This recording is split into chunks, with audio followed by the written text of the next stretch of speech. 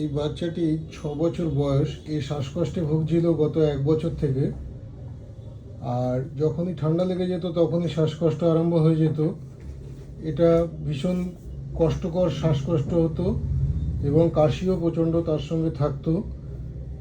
এখন আমার কাছে 2বার ওষুধ খেয়েছে, অর্থাৎ প্রায় 1.5 মাস থেকে 2 মাস।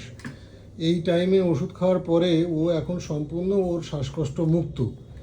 যে বাচ্চারা এই সমস্ত অ্যালার্জিক ব্রঙ্কাইটিসে ভোগে তাদের একমাত্র হোমিওপ্যাথি চিকিৎসায় সম্পূর্ণ নিরাময় করা সম্ভব, সেটা এই বাচ্চাটা তার আর একটা প্রমাণ।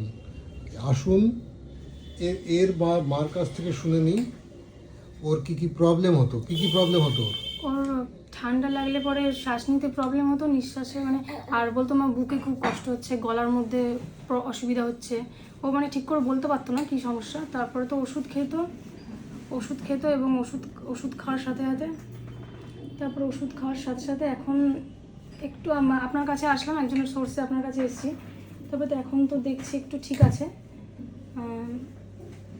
এখন আপাতত ঠিক আছে। ঠান্ডা লেগেছে বাট শ্বাসকষ্টটা অতটা দেখছি না। শুধু এখন আর ইনহেলার নিতে হচ্ছে না, ইনহেলারটা এখন বন্ধ রেখেছি।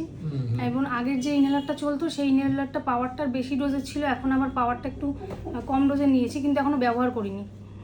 তবে পরে আবার অন্য একজনকে দেখিয়েছিলাম অ্যালোপ্যাথি, আপনার কাছে তো আমি আসলাম জাস্ট 1 মাস বোধহয় হয়েছে।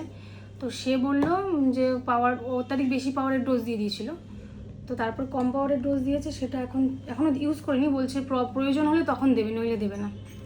তো এখন আর প্রয়োজন হচ্ছে না? না, আপাতত তো প্রয়োজন হয়নি। এখন সম্পূর্ণ সুস্থ ও? আপাতত ঠিক আছে। ঠিক আছে।